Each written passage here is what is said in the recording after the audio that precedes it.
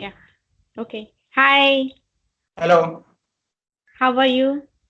I'm fine. How are you? I'm fine, thank you. Okay.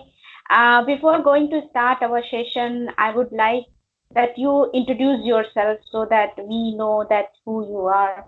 Our viewers can know you about yourself. So, can you give me your introduction? I'm Rahul Sharma. I was born and brought up in Varanasi. And what else do you want to know?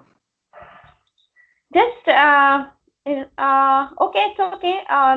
Something about your education, like what you did in your what is your schooling like, from where you did schooling and college. Simple introduction. Okay. Just, So I studied in Kendriya Vidyalaya at DLW, Varanasi. DLW is a railway colony, and Kendriya Vidyalaya is a set of government schools which runs across India. So I studied in one of those schools, and after my schooling, I went to IIT Bombay to study physics. There I did a combined BTech and MTech in engineering physics. And after my MTech, I went to US to do a PhD in Cornell University, and currently I'm a postdoctoral researcher at University of Maryland. okay. So I have to pronounce like Dr. Rahul Sharma, not Rahul Sharma. Yeah, Uh, I don't like to add that name to in front of you are yeah. you holder, so I would say that it would be great if I take your name like Dr. Rahul Sharma. That it would be good. Yes. Okay, Rahul, let's start our session. And I just want to know your education, whole education was in which medium? Like it was toward the Hindi medium or the English medium? So Kendriya Vidyalayas are basically a mixed medium school. So basically Okay. what happens is that a completely English medium school will teach everything in English. For example, if you go to St. John's or one of those convent schools, they will teach, for example, Sanskrit also in English. They would use English grammar to teach you the rules of Sanskrit grammar. That was not like that in Kendriya Vidyalayas. In Kendriya Vidyalayas, there was a mixed medium. So social studies was in Hindi. So for example, history, geography, this will be like Itihas, Bhugol, and things like that. And Only. Means you had only English in English, otherwise all the subjects were in math Hindi and medium. science was in English. Otherwise, everything else was in Hindi. Okay. So can you tell me at what age you start talking in English? Um, I mean, I don't know like whether I started speaking. So basically, you read the books. That's the first introduction, and then you start speaking when you are, I think, about like sixth grade to seventh grade. There used to be these competitions in school sometimes where people Yeah. would ask you to do like debates and extempore competitions where they will give you a topic and you have to speak about it. So Oh. I would say about like middle school, like Oh. sixth, seventh, eighth grade, I just started slowly. Yeah. Okay. Very good, Rahul. Um, Okay, can you tell me what is the difference between Indian education and foreign education? Why we are behind from them? Why our India is still development country? Why it's not developed? Means why where we are lacking? So first of all, so I want to like coming on this channel, I want to let you know that Indian education system is not bad. This is basically a myth, and there is basically like that's why they hire people from other countries, right? Like US and other governments. Where we fail is basically funding and research. So why we are a developing country is because of politics and because of not proper allocation of funds and corruption. But the education is pretty good. Like for example, I studied in KV and like I'm doing research in US, right? So education is not bad. IITs are the world's best institutes. Basically, if you look at like top ranking, they very continuously rank in like top 100.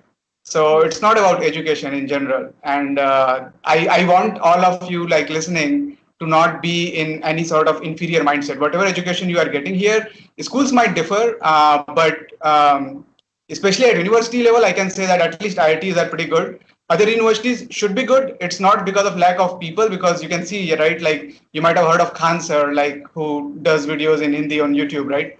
So like there is a lot of knowledge. Like a lot of people get into IAS and IPS from Bihar and UP, right?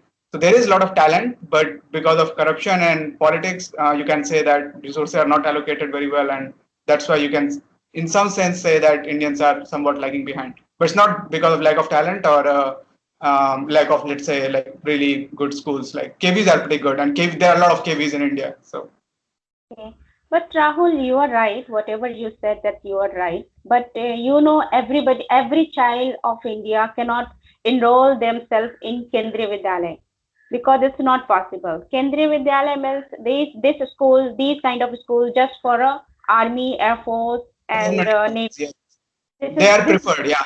But I'm not saying they are the only good schools, right? I mean, there are a lot of other good schools. For example, if you go to Delhi government, you can see that like they have done a lot of work in their schools. If you look on YouTube, Delhi government schools, or you can read the book of that guy, their education minister, Manish Sisodia. Politically, you might differ, you might not like that party, but what they have done for government schools is pretty good.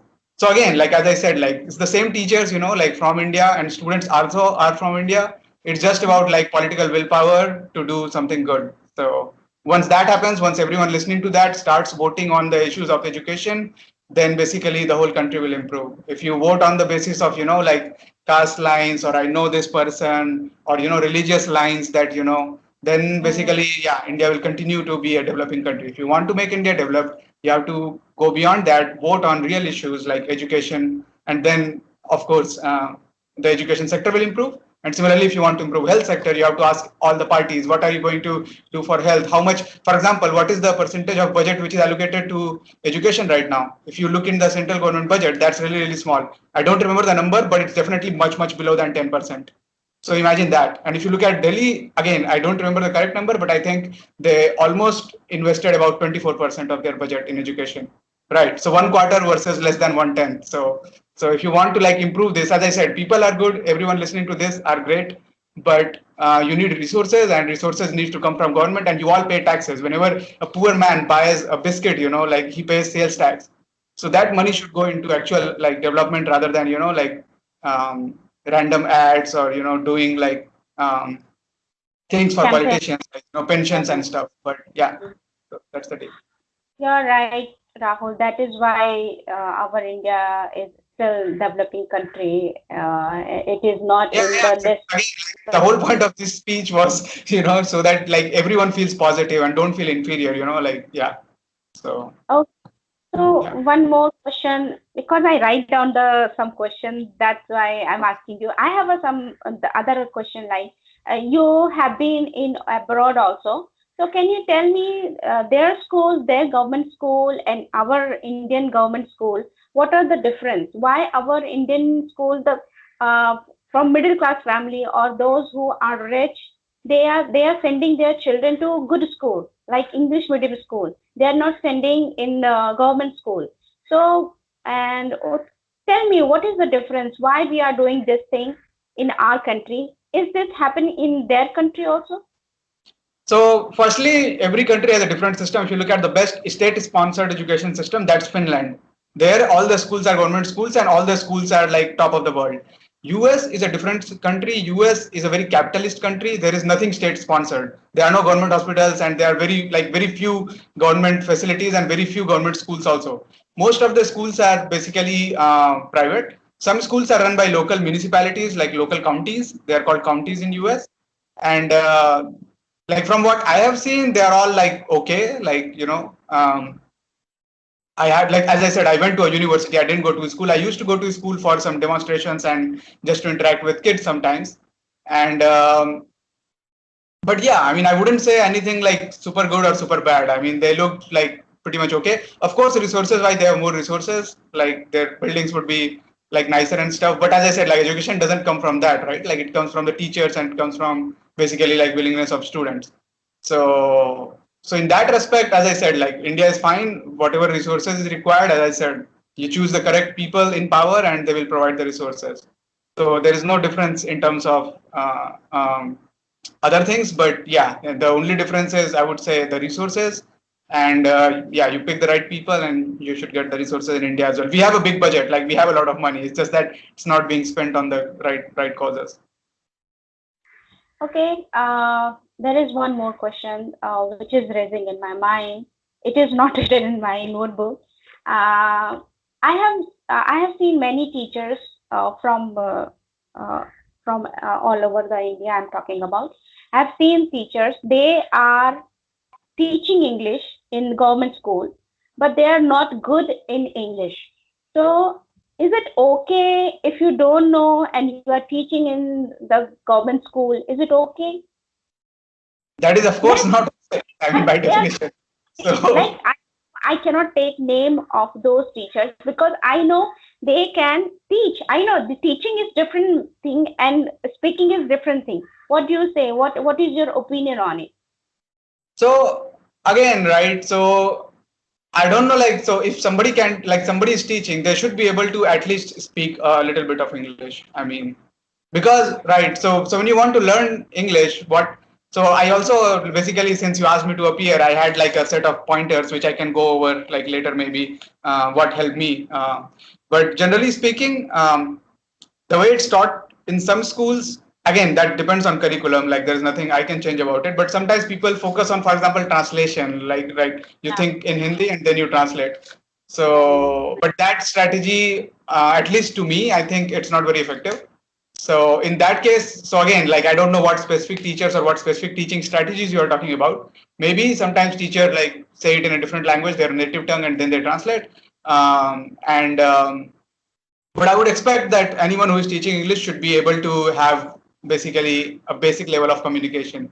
So Yeah, yeah, I really agree with you, and I would say that if you are an English teacher, if you can teach English to the kids, then you can able to speak also. So you have to speak with them in English so that they can also try to speak with you and they can talk to each other also. If you are not putting effort, then how they are going to put their effort? So that is it's true for very any subject and any teacher. I wouldn't say that it's specifically like true for English. So okay. So the next question is why English speaking is become status symbol in India? become what? Status symbol. Well, if you know English speaking, that people think they are very educated, they are very talented. They judge like that way. So there are like two, three layers to it, right? Like first is like obsession with anything which sounds different or which sounds like foreign. Like everyone is obsessed. For example, people are obsessed with aliens, right? So generally speaking, like if somebody like doesn't like if a large population doesn't know a particular like thing, and then that thing like some particular people know, then it becomes a thing of privilege. It becomes a thing of status, right? So that is one thing. So how to counteract that? Just make it very common. So thanks to your channel and people like you who are trying to make it more widespread, and you guys are doing a great job. And slowly, if this thing becomes more and more common, then it will no longer be a status symbol. That's one part.